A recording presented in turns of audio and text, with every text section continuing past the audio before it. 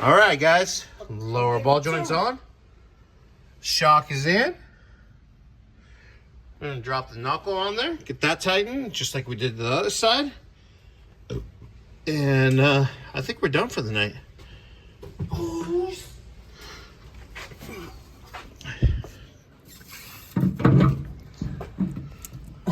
So yeah, there's your nut.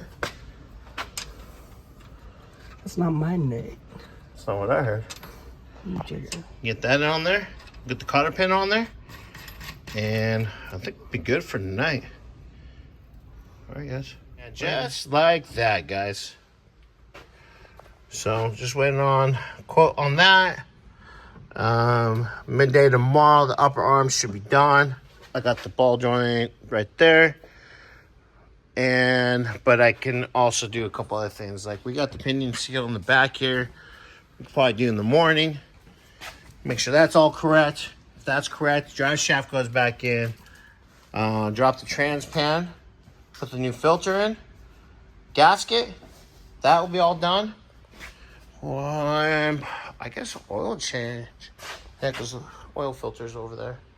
So we got a couple more things to do here. We're getting there. It's a nice clean car. I love it.